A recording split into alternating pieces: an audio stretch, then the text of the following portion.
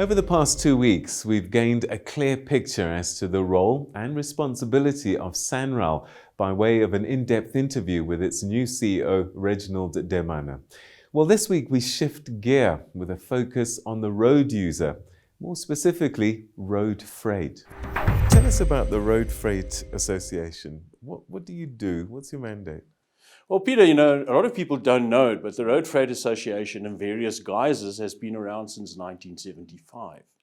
And it's a collection or an association, it's a grouping of road freight operators. Now, in South Africa, unlike many other countries in the world, there's no legal requirement to belong to a professional body or an association or a business collective. So the Road Freight Association is a voluntary association of trucking companies. We have three types of members. We have transporters, and in our legislation, they're called operators. So now and then you'll hear me talking about an operator, and people go, well, what's an operator? So it's just the legal term for a transport company. And then we have affiliates and associates. And those are the businesses or the companies or the industries that supply to our members, like fuel or tires or trucks, or services like computing or telematics or delivery types of services. And really, it's the only recognized employer and employee association in terms of our sitting at the bargaining council, which is an important role that we play. So what do you do for your members? Well, there are a number of things we do, Peter. First of all, we look at any sort of legislation that is put out by any department. Now, there are a lot of calls to have road freight far better regulated. And I'm sure you'd be surprised, as I was when I did the research last year, that there are at least 21 different acts that have an impact on road freight in South Africa. And that's from the National Road Traffic Act, which deals with speeds and masses and things like that, all the way to health type of regulations, which determine temperatures and the way in which you transport foods and sensitive products, and many things in between, customs and those sorts of things. So the first thing that we do is we make sure that whatever sort of legislation that comes out, first of all, doesn't destroy the industry. So we have negotiations, discussions, we do research papers, and we tender that to the government. And we say, if you want to implement this, for example, this is our point of view. We don't think this is a good idea. Have you considered A, B, and C? So we do that. The second thing is that we keep a close watch on technology. Now, trucks have been around for probably 200 years, not in the same form they are now. And the trucks that you see on the road today really are almost like dinosaurs. Their time is coming, and I'm talking about the way in which they are fueled or they are powered, their engines, the way in which they move, the way in which they're loaded.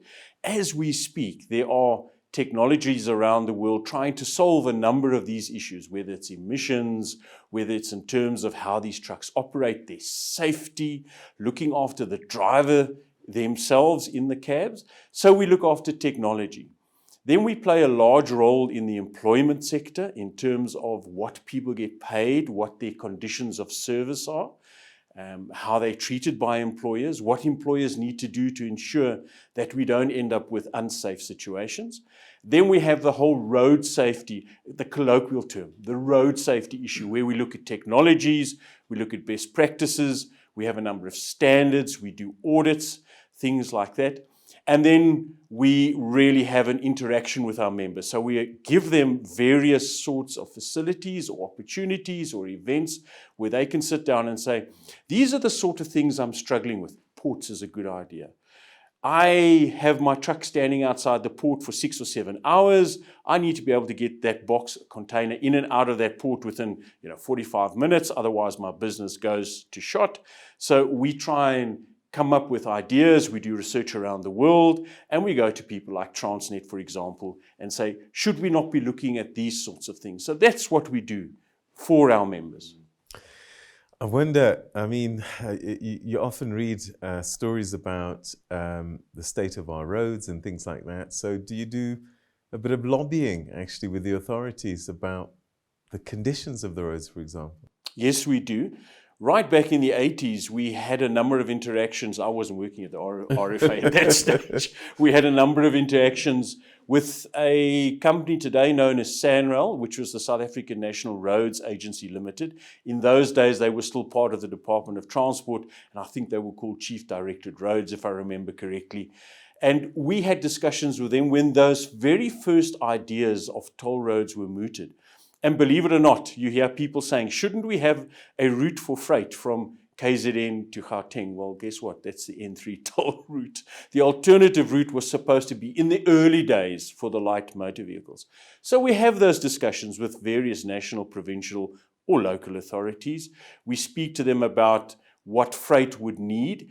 When some new malls are created, for example, we talk to the local authorities and say, remember, we're talking about 22-meter vehicles here. So whatever sort of interchanges, turning circles, approaches you're going to need to build, keep that in mind. So we have a lot of discussion. Condition of roads as well.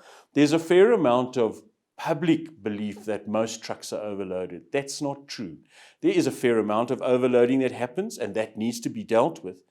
The greater reality is that most of the roads in our country weren't built for these masses. So we've got far heavier trucks than for these roads that were built in the 60s and 70s. And maintenance needs to be continuously done or upgrades done. So we have a lot of interaction. All right. So what are the big issues, would you say, that the industry, the sector is facing at this time that's on your desk? Well, on my desk, everything. Clean sweep and we start 2023, everything. Well, I think the very first and most important one for us really is the relationship between rail and road. We have a lot of trucks on the road. Even the association says there is cargo on the road that shouldn't be on the road. It's ideally suited for rail.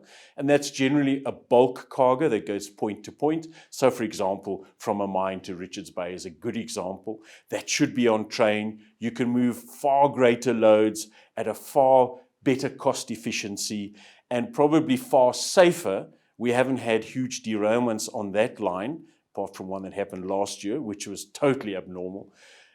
That is a far safer way of moving. So the first really is looking at the load. And when I say the load, the amount of vehicles that are plying the routes in our country, and those routes are not built for those sorts of loads. Either the pavement, the actual road can't carry that weight, never mind whether it's overloaded or not, or they're going through sectors where heavy vehicles shouldn't be moving, these little towns, etc., etc. We see a lot of public pushback in terms of that. So that's a very, very big concern for us. The second one is around how our ports are working. If we don't fix this, Peter, we're going to lose this vital gateway to Africa status that we've been crowing about for the last couple of years. And the Walvis Bays and the Maputas and the Beiras and the Luandas are hungry for that. That brings in revenue, it brings in job creation, so your mind can just roll with what could happen to South Africa. That's very important. And then finally, it's around how we actually look after who gets into the business. How do you get an operator's license? How do we know that the way you're going to run your business is according to the various laws, whether it's immigration law, whether it's labor law, whether it's road traffic law, and how do we deal with those? And then behind that, we have the greener fuels, we have the new technologies, we have the creation of better road networks into areas where there are no road networks and people can't create business. It's a growing sector, isn't it? And it is. Without these trucks on our road, our economy would collapse. Well, we need to move freight. It doesn't have to be trucks. And if you go north into Africa, you look at Kenya, Tanzania, some interesting concepts there where a lot of freight is moved by bicycle. Trucks haven't got there yet, but you're quite right, Peter. That's the beginning. I think I read in a news release last week, we need 40,000 SMMEs a month to start in this country to keep our economy going. And that's where it begins. It's getting your product, whether it's an onion or a piece of material that you've designed, to market. And freight is key to that. Gavin, it's a great first conversation. I've no doubt we're going to be having many chats in the future. Thanks so much indeed for joining us. You're more than welcome. I look forward to those chats. Thanks, Peter.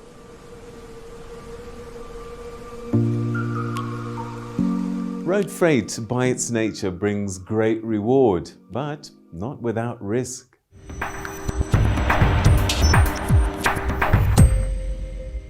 So, road freight risk and mitigation is what we're taking a look at now. And joining me is Stan Bezuidenhout. Stan, perhaps you can start by telling us, what is it that you do? Yes, Peter, thank you. So I'm what is called a forensic collision homicide reconstruction specialist, and I'm also a tactical risk analyst. So essentially, it's my job to look into the elements that contribute to risk realization and, of course, risk mitigation. All right, so let's take a look at risk then. And I could imagine that there's so many layers to this. Yes, so in order for us to properly understand risk, especially in the transport environment or even the commercial transport environment, we have to kind of do a risk analysis. And any risk analysis typically starts at the center of all of it. So it's kind of, you look at it in concentric circles. This typically starts, the thing at the core of road transport risk analysis is always the driver. It starts with him. He is at the inside of everything. And now we're talking about the various propensities of that driver, his proclivities, his training, his skills, his attitude, his risk appetite or his risk aversion appetite, and his propensity to act under risk realization environments. From there, you immediately go into the next thing in the layer, or the next concentric circle, which is the environment he's in, or the vehicle. Now we're talking about vehicle design, we talk about vehicle limitations, we talk about vehicle dynamics, we're talking about maintenance and compliance, the condition and quality of the vehicle. I mean, we know for a fact that if a vehicle is overloaded, it's a problem. If its brake system is faulty, it's a problem. If its suspension is not properly maintained, it's a problem. Then that vehicle operates in the next layer, which is the road environment. And in the road environment, we've got to look at several components. Firstly, it's the physical road that is on and the condition of that road. Then it's the compatibility of that road with that type of vehicle, considering weight and size. And then, of course, how that road presents as a risk dynamic for the vehicle and the driver. Next to that, you look at the road environment or the environment. In the environment, you have a variety of things. It goes all the way from moving from the inside outward. Again, we're talking about the traffic environment. A good example would be what is called traffic friction. You have some vehicles that are very heavy and big that accelerate slowly and don't drive at high speeds. And you've got other vehicles like light motor vehicles trying to operate in the same environment that travel a lot faster. The effect those two have on each other and the way in which they respond to each other is expressed with the term the traffic friction. Now, having analyzed that, you also look at the physical environment. We know, for instance, that from time to time in the Western Cape at and around the Huguenot Tunnel, we have extreme winds. I mean, we've had trucks blown over there.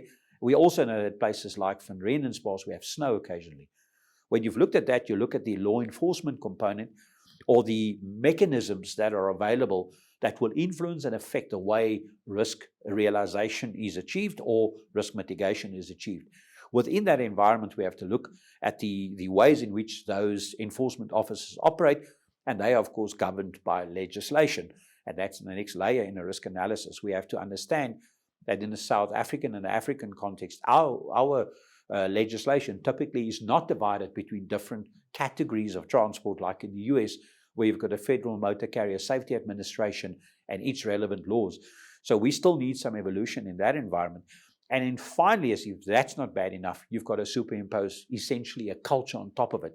And we're not a very compliant, law-abiding culture in Africa. It's kind of become natural for us to steal a couple of miles or to run when we're not supposed to, or to go into areas we don't belong. So that's essentially the very many components, and each one is complicated and intense, and one can unpack them, but that's essentially what we'd be looking at. All right, and whilst there are many layers, one gets the sense they're all very interconnected as well. All right, let's talk about mitigation now. I mean, what do we do then to try and reduce this risk? Well, with risk mitigation, it's always, again, funny, interesting enough. Your risk analysis goes from the inside outward, and with mitigation, you move from the outside inward. There's no reason for a truck driver to change his attitude if the legislative framework is not there to give law enforcement the power to enforce properly. And more importantly, that enforcement cannot be trusted in an environment that is unsafe or risky. Each one of these, unfortunately, dovetail with the other. they influence and affect each other. It's almost like a complex dance of dynamics. And I think if we want to look towards mitigation, we would have to break down each of those components. We'd have to drill down into the dynamics that influence them, and more importantly, the appetite we have for bringing cause and effect, or rather change and evolution into those environments. When we think about the number of trucks on the road, that immediately one starts to think, okay, so this could be a contributing factor. But it's not as simple as that, is it? Just to say that there are a lot more trucks on the road.